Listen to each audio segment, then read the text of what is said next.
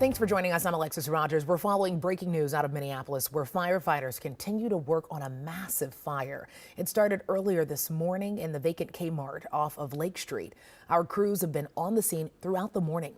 Eva Anderson joins us live with the latest from officials. Eva. Alexis, fire officials tell me the cause is still under investigation, and as you can see behind me and around me, fire crews are still on scene. In fact, just minutes ago, well, they're doing it again right now. I want to step out of the way here so you can see it. They are continuing to pour water on top of the building while you can't see any flames now in the daylight. They are still pouring water on the fire, but let's take a look at what it looked like earlier. Massive flames were blazing for a good 2 hours. All morning, fire crews doused the building with water from aerial towers, and they say there is a partial wall collapse in the rear of the building. The good news, fire officials say to their knowledge, no one has been hurt. They fought the fire from the outside because they knew the building was vacant. They did check all the doors. They said it looked like no one would have been able to get inside, but because the building is now structurally unsafe, they can't yet do a full search inside. We risk a lot to save a lot, but we don't want to risk our firefighters going into a vacant building if we don't think immediately there's an immediate life threat. We also spoke with neighbors who grew up in the area who shared just how shocking it was to see it all play out. I've lived here all my life, and I used to come down here when I was younger and used to shop at Kmart. Now seeing up in flames after 60 years is amazing. Never thought I'd see that happen. If you plan on using Metro Transit today, it's important to note that the Orange Line and 10 routes are detoured due to power outages at the I-35W and Lake Street station. So be sure to check your app with Metro Transit to make sure you can get where you need to go. We'll continue to update you throughout the day. Alexis, back to you. Eva, thank you so much. You know, some of you might be scratching your head saying this location sounds familiar. Well, demolition was scheduled for this former Kmart last fall as part of a bigger Minneapolis project. The start date, however, was pushed back. The store opened in 1978 and closed in 2020. The city then bought the building and made the decision to tear it down. The demolition effort is called the New Nicollet Avenue Project. The city website says the plan was to tear down both the former Kmart and SuperValu buildings and reconnect Nicollet Avenue. Now we will have to wait to learn if this fire will affect those plans. And of course, we'll keep you updated on KARE11.com. Well, I know for one that if you walked outside at all today, you probably realize that today's temperatures and low wind strength will likely work in favor with those crews. Yes. They continue to work through the building. Yes, I mean, that is huge, because if this happened tomorrow, let's say, I mean, we're talking about winds from calm or 5 miles per hour today or less to 30 tomorrow. So that would be obviously devastating. Out there, it is stunning. 60 winds at 3 miles per hour, almost no wind. This is definitely the best day you could literally make up in your head. It is today, at least when you're talking about fall. Temperatures have really started to warm. We got down around 44 overnight. Then all of a sudden we started climbing quickly, and you're at 60 at noon.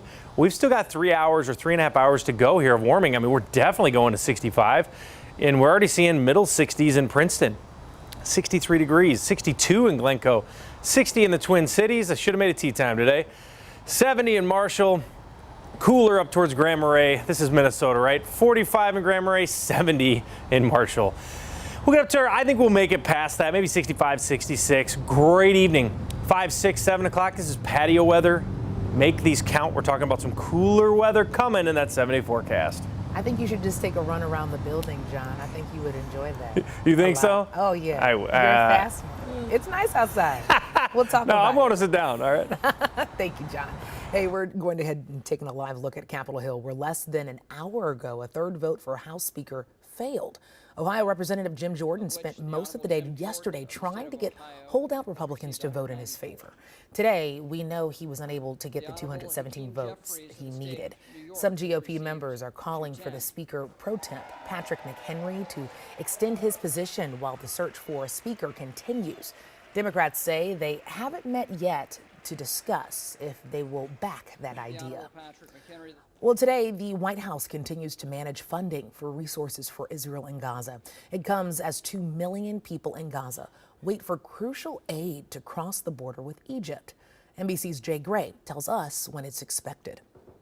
Well, it's another active day across the region right now. Protesters spilling into the streets and adding to their anger an Israeli airstrike at a Greek Orthodox church in Gaza. Hamas saying that 18 people died there. At least 500 were using the church as a shelter because of the fighting in Gaza. We know that Israeli defense forces continue to mount and prepare, it would appear, to make a ground offensive. The pace of attacks, according to the IDF, something they haven't seen in decades. Forces on the ground, using their words now, preparing for their next phase. We know that contained raids have been going on near the fence with Gaza. The area is still considered a war zone.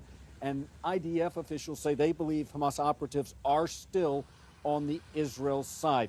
The other end of this is the humanitarian aid, and that's become an issue as well. Delayed once again. We thought we'd see trucks rolling in with food, water, and medicine for those trapped inside Gaza. It did not happen today. What we've been told is the situation on the ground there is just too volatile to move those in. No administrators, no UN representatives on the ground there right now. The UN Secretary General has said today that getting those supplies in is, quote, the difference between life and death for so many people in Gaza. There is an expectation that at least 20 semis could begin to roll tomorrow. But again, we've seen this before, and to this point, there's been no movement. That's the latest here in Tel Aviv. I'm Jay Gray, NBC News.